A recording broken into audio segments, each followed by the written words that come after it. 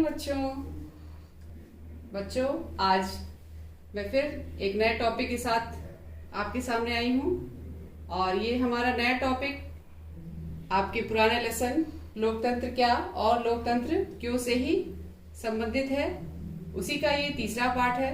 मैं उम्मीद करती हूँ कि 2 पार्ट आपको पसंद आए होंगे और आपको लेसन समझ में आया होगा।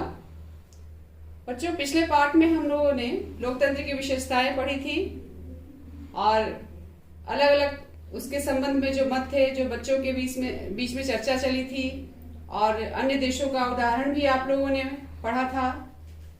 काफी कुछ आप लोग समझ गए होंगे कि लोकतंत्र क्यों जरूरी है। आज हम लोग बच्चों पढ़ेंगे लोकतंत्र ही क्यों। क्या लोकतंत्र हमारे लिए बहुत जरूरी है? इसके संबंध में आपके लेसन में एक स्टोरी है। एक क्लासरूम है, उसमें मैडम बैठी हुई हैं और कुछ बच्चे हैं और उनमें चर्चा चल रही है जैसा कि लोकतंत्र क्या है। मैं एक कहानी मैंने सुनाई थी बच्चों और मैम के बीच की, वही सेम कहानी है, बस उसमें थोड़े संवाद बदल गए हैं, बातचीत का तरीका या टॉपिक बदल गया है। इसमें टॉपिक ये है कि लोकतंत्र ही क्यों जरूरी है। बच्चे आपस में तर्क कह रहे हैं कि जब हम लोकतंत्र की विशेषताएं जान गए हैं और हमें लग गया है कि अधिकांशतः देशों ने इसे अपना लिया है, तो फिर इस पे और बहस की क्या जरूरत है।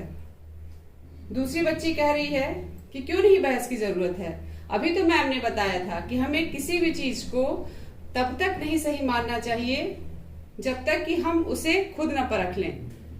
अगर किसी बात को किसी प्रसिद्ध व्यक्ति ने कहा है और उसी आधार पर हम मान लें तो वो सही चीज नहीं है। हमें अपना भी तर्क या हमें अपना अनुभव भी देखना चाहिए। जेनी एक दूसरी बच्ची है, वो कहती है कि वैसे लोकतंत्र ने दिया ही क्या है कि इसके बारे में हम चर्चा करें। लोकतंत्र की वजह से तो गरीबी बहुत है।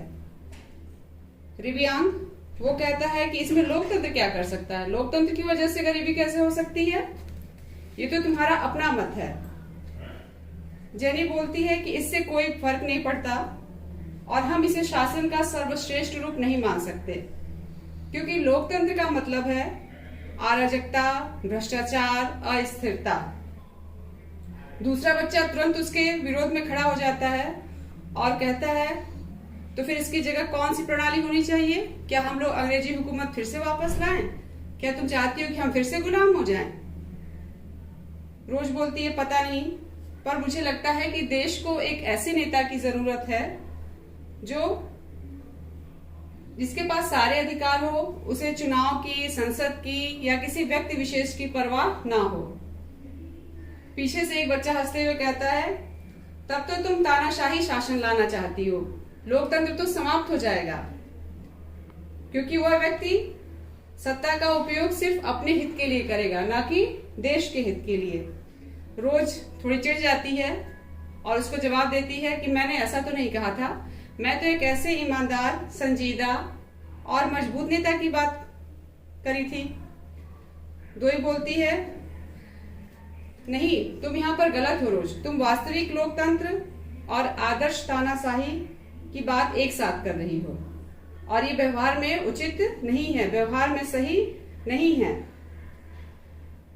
मैडम लिंगदो बच्चों की चर्चा पर चर्चा सुनकर बड़ी खुश होती हैं और वो बच्चों से कहती हैं बच्चों बहुत अच्छा लगा कि आप लोगों ने लेसन को इतना अच्छे से समझा और आइए अब हम चर्चा करते हैं कि लोकतंत्र क्यों जरूरी है। इसके पक्ष और विपक्ष में कुछ तर्क हैं। तो सबसे पहले बच्चों हम लोकतंत्र के विपक्ष में चर्चा करेंगे। बच्चों देखिए ब्लैक बोर्ड पर लिखा हुआ है कि लोकतंत्र में नेता प्रति 5 वर्ष में बदलते रहते हैं, जिससे अस्थिरता उत्पन्न होती है। हर 5वें वर्ष हमारे यहाँ चुनाव होते हैं, ये बहुत अच्छी बात है और हर वर्ष एक नया नेता आता है, नया शासक हमें मिलता है, लेकिन उससे एक अस्थिरता भी उत्पन्न होती है।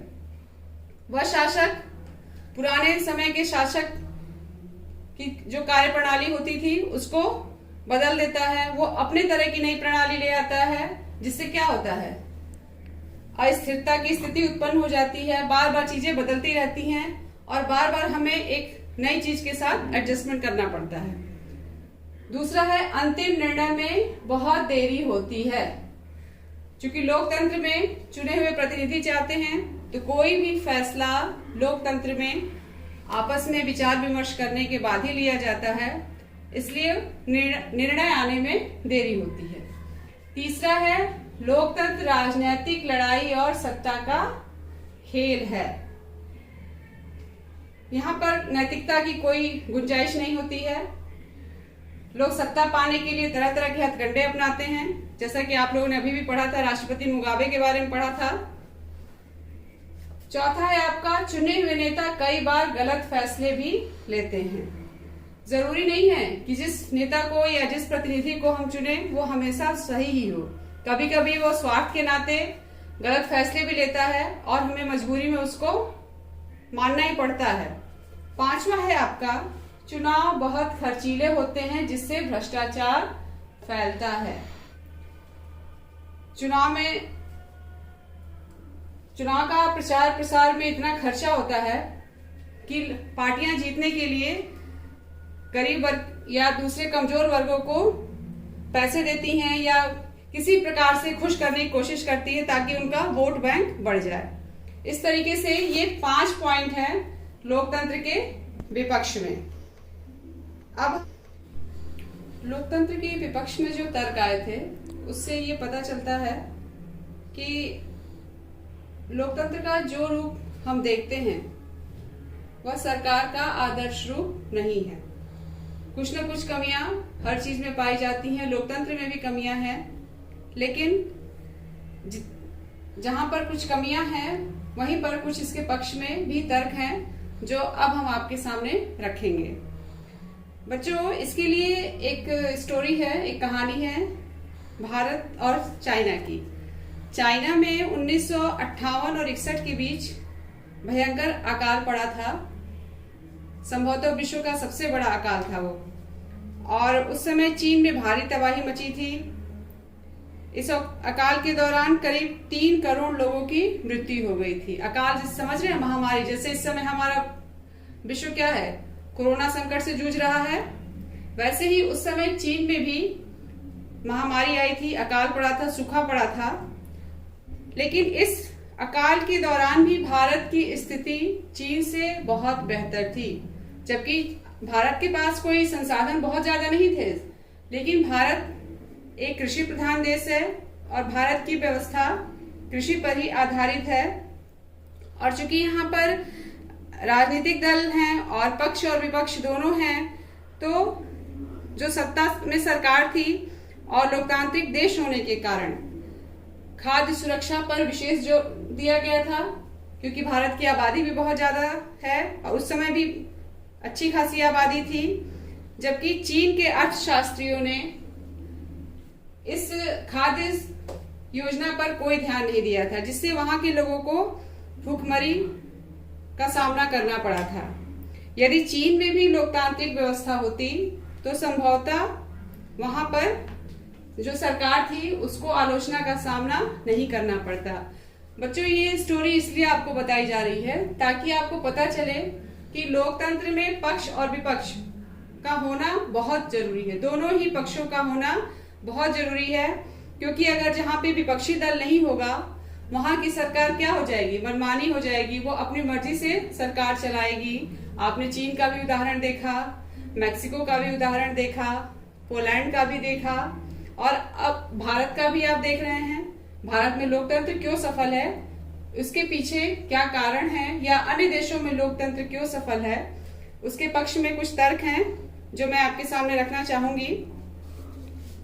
सबसे पहले है कि लोकतंत्र शासन पद्धति अधिक जवाबदेह है। इसका मतलब क्या है बच्चों? लोकतंत्र लोगों की आवश्यकता के अनुसार आचरण करने के मामले में किसी भी अन्य प्रणाली या किसी भी अन्य शासन प्रणाली से बेहतर है। क्यों? क्योंकि सरकार जो होती है हर नागरिक के प्रति जवाबदेह होती है। हमारे यहाँ क्या है, अगर हम किसी सरकारी व्यवस्था से संतुष्ट नहीं हैं तो हमें आरटीआई का अधिकार मिला हुआ है। हम तुरंत एक सूचना के अधिकार के अंतर्गत एक एप्लीकेशन डालते हैं और हमें तुरंत जवाब मिलता है। तो ये लोकतांत्रिक सरकार का सबसे अच्छा गुण है। दूसरा है आपका लोकतंत्र मतभेदों और टकरावों के बीच संतुलन बनाता है। लोकतंत्र में अलग अलग विचारों के लोग होते हैं, अलग अलग वर्गों के लोग होते हैं, अलग अलग समूहों के लोग होते हैं। तो लोकतंत्र इन सभी वर्गों के बीच, इन सभी समूहों के बीच संतुलन बनाता है।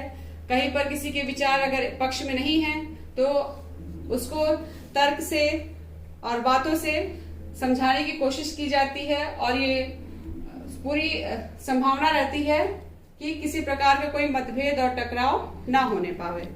तीसरा है यह नागरिकों के सम्मान में वृद्धि करता है। कैसे?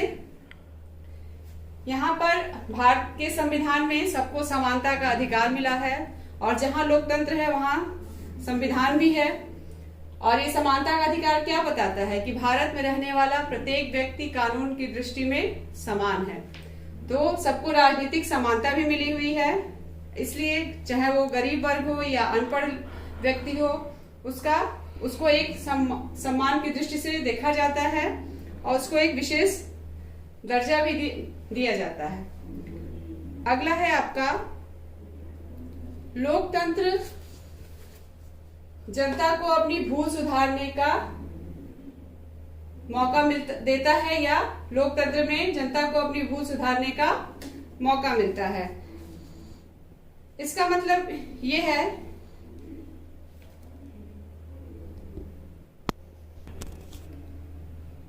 यह शासन प्रणाली जनता को अपनी गलती सुधारने का एक अच्छा मौका देती है। हर 5 वर्ष में चुनाव होता है और कभी कभी हम एक ऐसा नेता चुन लेते हैं जो बाद में उसके कार्य व्यवहार हमें पसंद नहीं आते। तो अच्छा ये रहता है कि चलो 5 वर्ष बाद फिर चुनाव आएगा और हम अपनी पसंद के प्रतिनिधि को चुनेंगे। एक तरीके से जनता को अपनी भूल सुधारने का यहाँ पर मौका मिलता है। 5वां है आपका लोकतंत्र बेहतर निर्णय लेने की संभावना को बढ़ाता है। कैसे?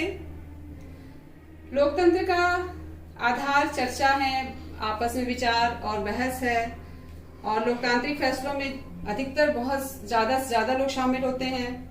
बैठकें होती हैं, उसमें विचार विमर्श होता है, तरह तरह की बातें होती हैं। तो इसमें क्या होता है कि गुंजाइश गलत होने का बहुत कम रहता है, यानी गलती होने की संभावना बहुत ही कम रहती है। कुछ महत्वपूर्ण मसलों पर थोड़ा बहुत विवाद होता है, लेकिन आपस में उसको तालमेल बिठाने की लोकतंत्र में कोशिश की जाती है। इसलिए इस शासन तंत्र में शासक से ये उम्मीद की जाती है कि वो जनता के पक्ष में ही कुछ बेहतर निर्णय लेगा। बच्चों, ये आपके लोकतंत्र के विपक्ष और पक्ष में तर्क हो गए। बच्चों, हम लोगों ने लोकतंत्र क्या है उसकी परिभाषा के बारे में जाना, लोकतंत्र की विशेषताओं के बारे में पढ़ा, फिर लोकतंत्र के पक्ष और विपक्ष में तर्क को हम लोगों ने समझा। इन सारे टॉपिक को समझने के बाद अब इस लेसन के अंत में हम ये जानेंगे कि लोकतंत्र का व्यापक अर्थ क्या है, मतलब उसका बृहत्तर अर्थ क्या है, और उसके संदर्भ में कुछ पॉइंट्स में आपसे चर्चा करना चाहूंगी। जैसे दिया है कि बहुमत का शासन चुने हुए प्रतिनिधियों के द्वारा होना चाहिए। चुने हुए प्रतिनिधि जिनका चयन हम करते हैं, जब प्रति 5 वर्ष के बाद चुनाव आता है, तो आपने देखा होगा कि आपके घर के जो 18 वर्ष के व्यक्ति हैं, चाहे आपके माता पिता हो, चाहे आपके भाई हो, चाचा चाची हो, सब वोट डालने जाते हैं। तो हम वोट के द्वारा अपना प्रतिनिधि तो चुनते हैं। तो इन प्रतिनिधियों के द्वारा शासन होना चाहिए, क्योंकि प्रतिनिधित्व लोकतंत्र वह माना जाता है जिसमें जनता प्रत्यक्ष शासन न करके अपने प्रतिनिधि को चुनकर उसे शासन सत्ता की जिम्मेदारी सौंपती है। जैसा कि हम लोग वोटिंग के दौरान करते हैं, चुनाव आता है और हर व्यक्ति वोट करता है जो भी 18 वर्ष का हो गया हो। दूसरा है कि हर फैसला सामूहिक निर्णय से संभव नहीं हो पाता। बच्चों, ये मैं आपकी क्लास के उदाहरण से ही कहूंगी कि आपका क्लास है और आपकी क्लास में मैंने 1 या 2 मॉनिटर नियुक्त कर दिए हैं, क्योंकि मैं जानती हूँ कि मैं हर बात के लिए आपके टच में नहीं आ पाऊंगी। तो आपकी कोई भी समस्या होगी या आपसे संबंधित कोई भी बात होगी तो मॉनिटर हमारे पास तुरंत पहुंचाएगा। तो इसलिए मॉनिटर का और इस लाइन का आपस में बहुत संबंध है कि हर फैसला सामूहिक निर्णय से संभव नहीं हो पाता। क्यों?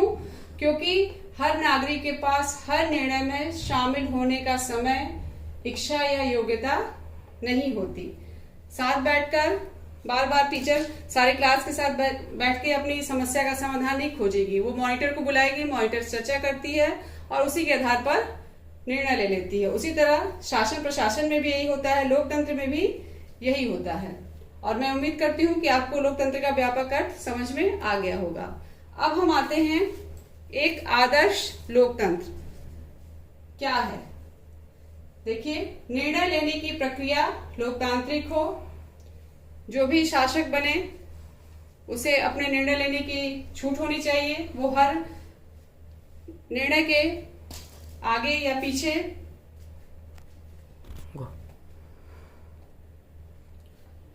उस निर्णय से प्रभावित होने वाले सभी लोगों के साथ विचार विमर्श करे और उस विमर्श के बाद ही कोई भी कार्य या डिसीजन ले।